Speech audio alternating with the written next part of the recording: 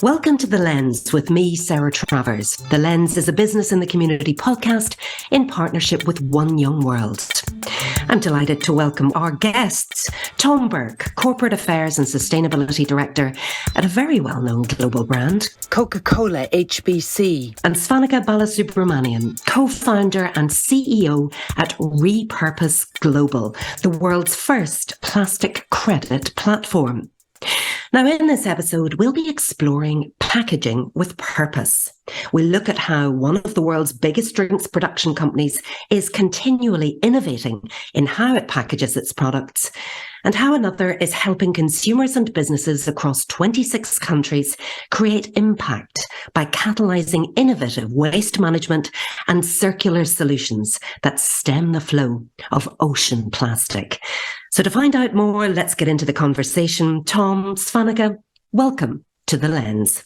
Tom, is there anybody actually listening to this podcast today who hasn't had a sip of that very, very famous drink? But obviously Coca-Cola is a huge global brand, but you've been Director of Corporate Affairs and Sustainability for the island of Ireland for Coca-Cola for 3 years now. How did you get that job? Thanks, Sarah. I certainly hope everyone has had an opportunity to enjoy one of our beverages at one point or another. I'm in the role here 3 years with Coca-Cola HBC, who are the bottling partner of the Coca-Cola company, who essentially own the brands on a global basis. So we have the license to produce, sell and distribute all of the Coca-Cola brands, as well as some of our own local brands here in the Irish market that people might be familiar with, such as River Rock, Fruits, etc. Before that, I worked in a variety of roles across the drinks industry and the wider food industry. When I joined the business, I think it was the attraction to a massive brand, the opportunity to work in an industry that's changing at an incredibly fast pace, the opportunity to make real change as well within the business here was what attracted me to the role. My background is in economics, so not necessarily a natural fit into this role, you might say. Careers are not linear, and you always end up in places you don't necessarily expect to end up when you start out many years ago.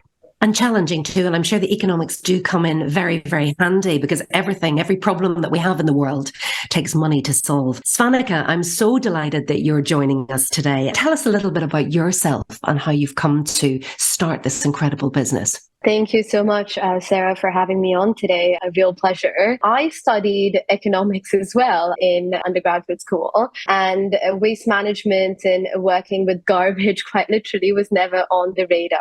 But my senior year, I just had this really unique opportunity to pick a different sort of economic challenge and do a thesis on it.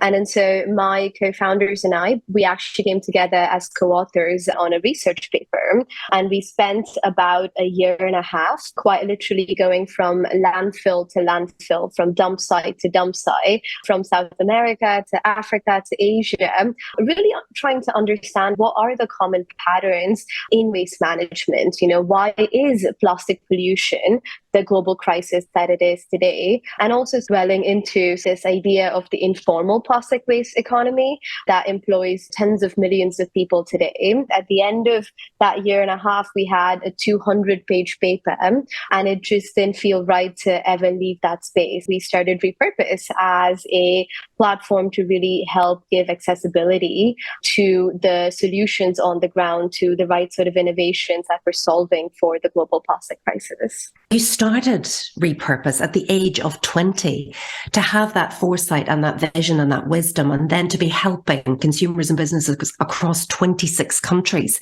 with this huge problem. That's pretty special. Thank you. When we started, it was more about just solving a problem rather than being tied to a solution. We just really wanted to do something about the global plastic crisis, about waste management, and we were willing to do whatever it took, however many different iterations of solutions it took to actually figure it out. So we had many missteps, so I think we've just gotten really lucky on that journey. Tom, let's go back to you now, because we are going to be talking about packaging with purpose and just how businesses can think more carefully and appropriately about how they manage their waste. And I understand that Coca-Cola has launched its Mission 2025, only a couple of years away. And one of the 6 key pillars is packaging, where you're absolutely looking at this world without waste. What does that actually mean? Sure. I'm fortunate to work for an organization that takes the issue of sustainability as seriously as we do and are committed to driving real change and having a real impact, but also a measurable impact. A lot of what has been done in the past has either not been measurable or has been in the wrong areas that hasn't driven real and discernible change. And I think that's where our Mission 2025 commitments as a business and as the Coca-Cola system globally are probably different to a lot of what's gone before. It's aligned to the United Nations Sustainability Development Goals, one being environment and the other being social impact. But chief amongst those is our work in the area of packaging. We've made two very significant commitments in that space. Our World Without Waste strategy, which seeks to drive circularity in our packaging, which we believe is the real solution to the waste crisis we've seen over the course of the last 20 years. And the second one is in what we call net zero by 40. And that's a very tangible commitment we as a business have to achieve a net zero position by 2040. Both hugely ambitious targets, but massive commitment coming from our business in terms of time, resource, and money to deliver those changes that are required. If I would just focus on some of the packaging elements of the Mission 2025 commitments, we are, as a business and as a system, committed to using 50% recycled plastic in our plastic bottles by 2025. The good news from an Island of Ireland perspective is that we're already there. We're currently using 52% recycled plastic in our bottles that we produce here in our facility in Knockmore Hill in Lisburn. In terms of carbon reduction, we're well ahead of the game in that sense, in that we've reduced our total emissions by about 60% over the course of the last 10 years and by 32% in the course of the last 4 years alone. We know there's a lot done and we know there's a lot more to do to turn packaging from what it is currently perceived as waste into a valuable commodity that we all know it is. Now, one of the key points of your mission as well is to help collect the equivalent of 75% of our primary packaging. So I'm thinking back to my youth and I'm thinking of the way that we used to get our minerals or whatever delivered, and you took that glass bottle, back to the shop and you got money when you brought it back. But how do you, without having that kind of deposit scheme, how do we make sure that we're recycling all of this plastic? That's a very good point, Sarah. That's exactly what we want to do. And what we are proposing and what we are currently working towards is the development of a deposit return scheme in both the Republic of Ireland and Northern Ireland. And what that would do, in its most simple form, is add a small deposit to each purchase of one of our products that would be redeemed by the consumer when they return the packaging itself. This will be focused on plastic and aluminium. And through that, we believe we can achieve our goal, which is to recover the equivalent of every single bottle and can we sell by the year 2030. We've seen it in many other markets around the world. And what they've seen is return rates far in excess of 90% within 3 years. So we know the system works. We know how to do it. We need to set about doing it now. And as a business, we're at the center of that. This isn't about introducing a deposit for a deposit's sake. It's introducing a deposit change behavior to try and incentivize people to bring back the packaging and to create a circular economy for packaging. So currently, even the recycled plastic we use in our bottles today, which I mentioned is at over 50% now, we have to bring from continental Europe because we don't have a local supply of that recycled plastic. We see the introduction of a deposit return scheme locally as the method to get back to being able to source that bottle locally. So that bottle goes around in a loop essentially and is reused numerous times over its lifespan, as opposed to the current situation where many of it goes to landfill. Those bottles that are recycled in countries many miles from here, which in and of itself drives emissions into the value chain. So we think there's a huge opportunity for the island to be self-sufficient when it comes to its plastic needs and to really drive that circular economy for packaging, as I say. That's so interesting. And Svanika, you must be finding this incredibly interesting, hearing from the likes of Coca-Cola and Tom. Going back a bit, Svanika, to the work of Repurpose Global, your organisation has recovered, I believe, more than 13.5 million kilos of plastic waste to date. And you talk about imperfect progress, and tell us a little bit more. I think we've done over 15 million now. As over the years, what we really built is actually a comprehensive plastic action supply chain. There is never a silver bullet solution. It would be nice if there was just one really easy answer where plastic equals bad, but material A or material X that now come up equals good, and suddenly everything is right with the world. But it doesn't work like that. What we try to do is guide a company through that entire life cycle from the birth and manufacturing of the product, the internal supply chains and the emissions and the packaging and the plastic that can be reduced there at the beginning of life level, all the way to the end of life. We see so many companies waiting for that perfect solution. And I think that wait for perfection, it just never stops because we're never going to have a perfect answer. And there's a lot of fear within companies to make the wrong move. And that's the gridlock that we want to break, to say it's okay to start small, but you just have to keep going. But you need an end destination and we'll help you get there. The fact that you can't get there immediately should not be stopping a company from doing at least small good things on a daily basis.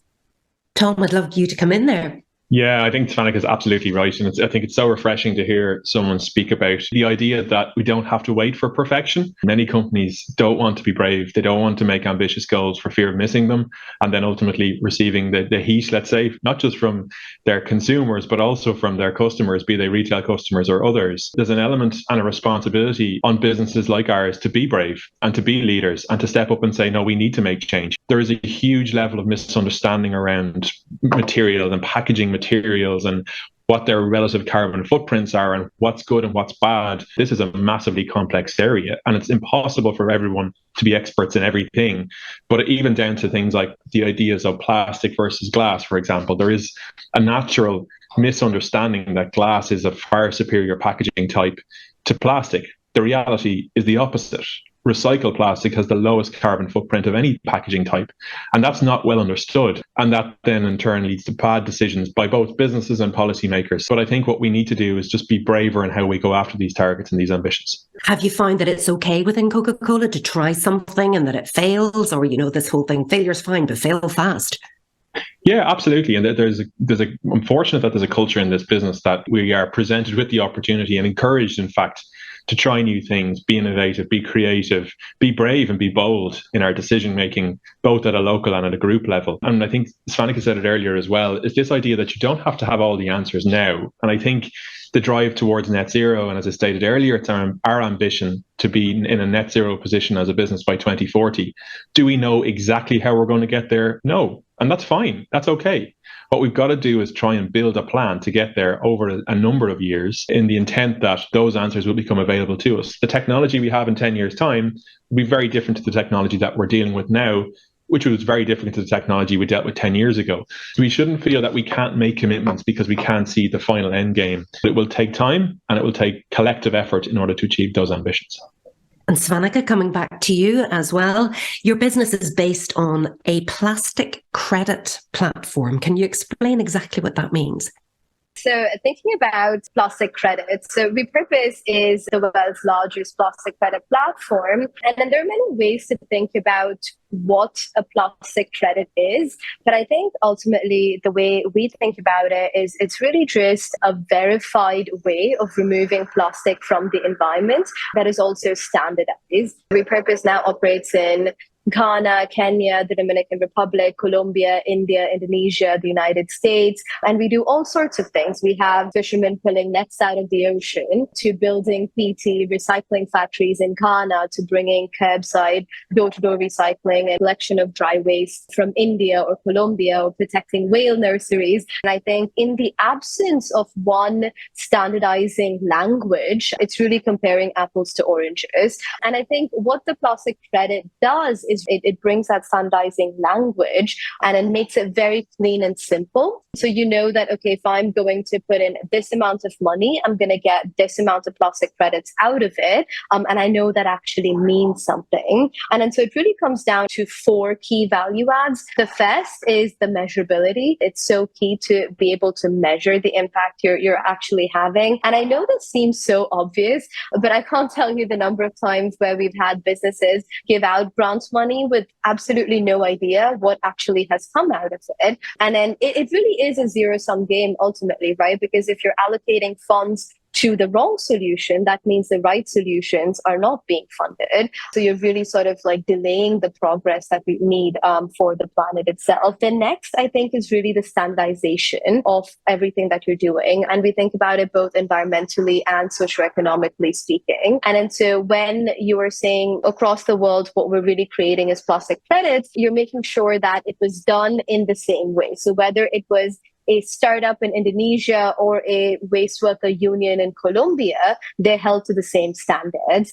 And so anyone coming in can make sure that, okay, nothing was leaked, there's no corruption, there's no child labor, there's no gender pay gaps, everything is happening the way it should be, both for the environment and for the communities themselves. And maybe the final thing that I'll touch on here is I think it also gives you a little bit of that traceability under one platform. A plastic credit is really a packet of data that tells you this piece of plastic was removed from this location over here. This is who processed it. This is where it got recycled. And this is where it actually ended up. Long story short, a plastic credit is nothing crazy complicated. All it does is really just bring a layer of standardization to a very historically disaggregated, complicated space. Do you feel that that's changing now because people are getting more invested into making the world a better place?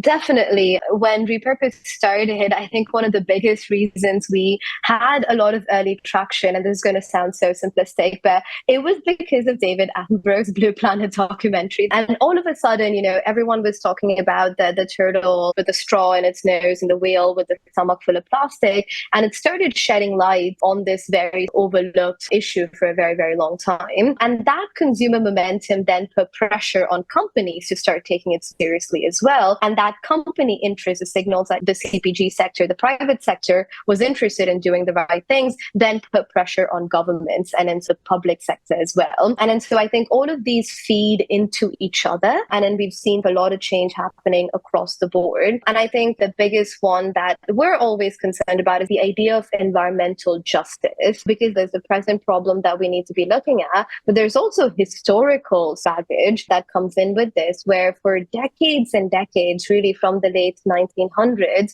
so much of our waste that we didn't know what to do with, whether it's Ireland or the UK or the United States, Canada, really all of the global north, quite literally gets put on a ship and sent halfway across the world to Vietnam and Malaysia, India, the Philippines, all of these different countries. And now we're seeing an uptick, when certain countries say, okay, we're not going to take in any more of that waste, then other countries are stepping up. Now there's an uptick in African countries taking in more waste, Somalia and Egypt and so on as well, and South American countries. And so once the waste gets there, it's incredibly detrimental for the local communities, but it also fosters this very exploitative informal sector to actually deal with all of that garbage. I think there was an article that came out in The Guardian a few years ago that estimated over 500,000 people lose their lives every single year because of this mismanaged waste problem, where you have all of this global trade of garbage that is flowing from one corner to the other. And as there's more consumer awakening on it, we are definitely seeing, I think, increased amount of understanding and empathy from consumers that is then rolling into how businesses see these sorts of things as well. And you're originally from India as well. So when you know that this is happening and that countries like the UK were continuing to ship waste to these areas, it must make you mad.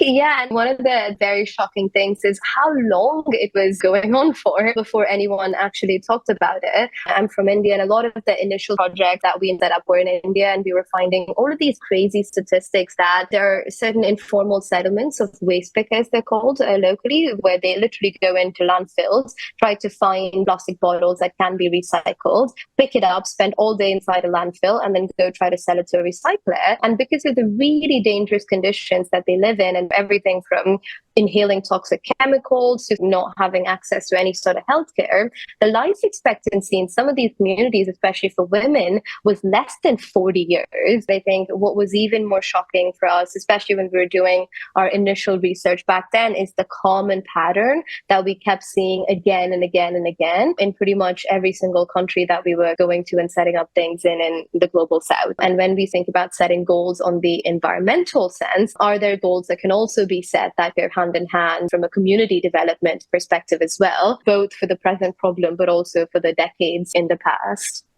Yeah, I think Svanika makes a really good point around what we as a society have done in the Western world over the last number of decades is essentially export our waste problem elsewhere and not deal with it ourselves. Now, thankfully, I think we've started to see a realization of that over the course of the last decade or so, and a commitment to changing that fact. And really what we have is an infrastructural deficit when it comes to dealing with the waste that we produce as a society. And this isn't an individual company issue or an individual country issue, indeed. It's in the Western world we've neglected for too long. And this is where we need to start as a society, as business, working with government and other interested stakeholders to step forward and provide solutions to that infrastructural deficit that exists. Coca-Cola HBC has been working in countries such as Italy, Romania, and other markets in Europe to look at, well, how do we help support the drive towards bottle-to-bottle recycling? So no longer can we countenance a situation where this valuable material is being sent overseas for reprocessing. How do we ensure that we reprocess it locally and turn it back into a bottle that can be used time and again? No bottle should have one life. It should be used multiple times. And it's built to do that. So why aren't we doing that? And the real problem has been that infrastructure, firstly, to collect the material, and secondly, to reprocess that material back into a bottle. There's a lot of work ongoing at the moment to do that, but we still have a long way to go. The fact that we don't have a bottle-to-bottle facility on the island of Ireland, in my view, is a damning indictment of the investment to date in that sense. And we need to do much more to drive circularity. And we need to do that by helping to create those circular flows, make it easy for consumers to make the right decision about how they dispose of their packaging. And then at the back end, take control of that packaging and make sure that it's turned back into valuable commodities. Firmly believe that the will is there now that maybe didn't exist a number of years ago. And we will see sizable changes in the approach over the course of the next 5 to 10 years. Tom, I'd love to ask at this stage if you have any questions for Svanika, given what you've been hearing about Repurpose Global today. Yeah, firstly, just to acknowledge the great work that Svanika does. I think you can't help but be truly impressed by the level, the work, the engagement, the real impact she's having and her business is having on global waste. From the perspective of a young female entrepreneur, Svanika, what would you see as being the first priority from your perspective to make real change and to improve the circularity equation we've been discussing? There was an amazing report that came out from the Pew Trust called Breaking the Plastic Wave. They did all of these different simulations to figure out, in business as usual scenarios, the amount of plastic leaking into oceans is going to triple by 2040. So let's take sort of this ambitious target of we want to reduce that by 80% by 2040. What actually needs to happen? They did many different simulations where they had figured, okay, what if all businesses only focus on reduction? How much could we reduce that by? What if we only focus on recycling? How much could we reduce that by? What if we only focus on sort of consumer behavior and infrastructure, all of these different solutions that exist there? And then they did the bundled simulation where they said, what if we allocated 20% to reduction, 15% to X, and so on, a little bit to recycling, and let's see what actually happens. And then they found that was the most successful simulation, where allocating a little bit to a lot of different solutions from the private sector's perspective actually netted the most amount of impact gains. What I would love is for all businesses to commit to that, saying, I understand that there isn't a single silver bullet solution, but I will do a little bit across the value chain. We are going to think about reduction, and we are going to think about redesign, but we're also going to think about end of life and recycling and infrastructure development. And we're going to do this in the scientifically accurate way, as opposed to optimizing for what looks good on an advert or what looks good on a billboard. And I think that would be my big wish. And Tom, whenever you hear Svanika say that despite all of everyone's efforts, by 2040, the amount of plastic ending up in the ocean is set to triple, does your heart sink? It does a little bit, but at the same time, we know we can change that. That's not a fait accompli, and we shouldn't just accept that that's going to be the way things turn out. I think it should act as a warning to us. I think that people are afforded the opportunity to make a difference and ensure that doesn't happen. And maybe my view is coloured by that fact that we have such high-level engagement, support and determination in this area. But we shouldn't view the outcome as being predetermined. We should view the outcome as being, well, what can we do as individuals, as businesses and as a society to make a change and make sure that that doesn't happen? Because that would be ultimately a disaster, not just for individual businesses, that's a disaster for the planet environmentally and in every sense. I think Svanika is absolutely correct. We've got to look at what are the various tools in our armory here. What can we do to make real change. And it has to be holistic. It can't just be, well, we'll change everything to a different packaging type and that'll be fine. That's not the solution. The solution is looking at how do we redesign the packaging that we have? And that's what we've done as a business over the last number of years. This must be very heartening for you, Svanika, but what questions would you like to ask of Tom and Coca-Cola HBC?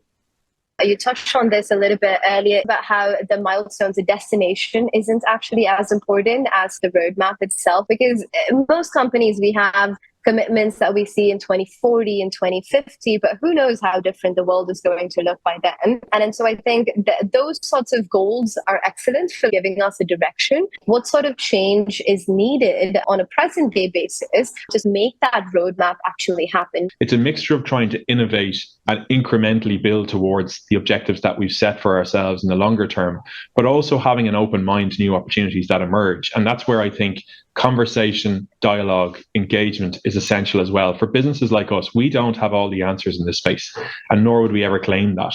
We need help from a variety of different people to solve the challenge that exists today. And that will come from third parties, government agencies, it will come from NGOs, it will come from consultancy bodies, it will come from consumers directly. And we as a business need two things. We need to put the right resource behind these objectives, and we need to provide leadership to not just the industry, but to society and to government to say, we as a big business take this seriously. So if I could ask each of you with your individual businesses, Svanika, first of all, what is your business determined to do to be even better in the future? I feel it's a responsibility of entrepreneurs in this sector, such as Repurpose, to actually build those tools to make it really easy and accessible for companies to do the quote unquote right thing. I think being very iterative, being quite rapidly innovative about testing different products and in seeing what actually makes the most sense. I think that mentality to it is a big one. The next is a little bit more intangible. Maybe I'm going to label it the culture of hope, because I feel like there's a lot of negativity in the world right now that is often paralyzing. And especially if you're in the impact space and day in and day out, all you see is what's wrong. All you see is people suffering. All you see is the planet suffering. It's easy to get disheartened. And I think as a business, it's also our responsibility and in some way as innovators in this space to provide that hope, how we can go about this differently, that we don't have to just accept it for what it is. And so just being a little bit more deliberate about creating that space, I think both internally for our team, but also externally for all of the different stakeholders that we work with. Great answer. I've heard there about rapid innovation with the right tools and getting over that negativity. Tom, same question to you. What will you be determined to do to be even better in the future? Yeah, I think we've made our statements, I guess, in regard to our ambition to achieve net zero by 2040. What we've got to do now is really back it up, and we've got to deliver. And I think what I'm trying to drive in our own business is a culture of having an open mind about how we achieve those objectives. So no longer should we be saying no to solutions that are potentially on the table. We should be saying yes to those solutions and really investigating them to the nth degree. So, for example, what does our pack mix look like in the future? So that's a bit of an industry term, but how we sell our products today could be very different from how we sell our products in 10 years' time. And we should have an open mind as to what that evolution might look like, what that change process might look like, and continuously try and innovate, change, but also bring our customers and our consumers with us on that journey. This can be a really scary space for companies, and particularly the medium and smaller size companies who see this as a real threat to their very existence. And I think what we as a big business have to do is to stand up and say, no, this is not a threat. It's very much an opportunity, and provide that totem pole for how we can change as a business and exemplify how we can be better as an industry as a result of that change, and bring others with us and not see it as a competitive space, very much see it as a collaborative space, and work with organizations all over the world to try and make that change and make that difference. Brilliant answer. And that culture of having an open mind, I think we can all benefit from that. Let's get a little more personal now for the last question of the podcast today. And Tom, you've talked about the importance of leadership and encouraging people to have that open culture and that open mind. But as leaders, what do you feel your personal responsibility is? I love that question. I think any big decision you take in a business should always be viewed to a certain degree through the personal lens, because at the end of the day, people who work in large organizations or small organizations for that matter are not corporate animals. They have lives outside of the existence of the business and the four walls of the business. Personally, I have 2 young sons, and every day I go to work, I think, well, this might sound a little bit lofty in its ambition, but what can I do today as a leader in my organization to make their lives a little bit better in the future? And I think the area of climate, sustainability, etc., provides me probably with a platform where I can genuinely make a change for my 2 boys into the future. Hold people to account when I feel that's not happening in our business, or people are coming at an issue with maybe a closed mind, or maybe a view that things can't be done. My role in this organization is to challenge, is to provoke, is to make people think a little bit differently around how we've done things in the past and how we might do them in the future. We can all make a difference for the next generation and the one after that, in fact. Love it. And Svanika, what do you want to do more of or less of to improve the world? I think it's a really interesting question, and leadership is in many ways a learning journey, and I'm in no ways an expert, and there's so much that I can learn as well. But the one thing that I do try to do is just make sure that as a leader, I'm creating the right circumstances for others who are possibly smarter than me, know more than me, have a lot of value to add. Am I creating the right circumstances for them to really thrive, for them to really grow? And so my responsibility, whether at Repurpose or whether it's in, just the general waste management space, I think it's really just an enabler in many ways, and in making sure that everyone is able to bring their best selves in every single day. There's some level of innovation, there's some level of impact that I can have as an individual, but there's so much more if I have a team of people, if I have a community of people that also feel empowered to be able to come in and do that every single day. I think as a leader, what I would love to continue and probably love to do more of this year as well is, how do I empower more people? How do I empower more communities, bring more stakeholders, and give them the right incentives and tools to want to collaborate, to want to innovate, and to want to create impact altogether. Thank you so much to my guests today, Tom Burke, Corporate Affairs and Sustainability Director at Coca-Cola HBC, and Svanika Balasubramanian, Co-founder and CEO at Repurpose Global. If your business is keen to innovate responsibly, if you want to learn from others, or you want to understand how your business can go faster, braver and bolder in its responsible decision-making, then please do get in touch with Business in the Community at www.bitc.org.uk. Thank you so much for listening, and tune in next time.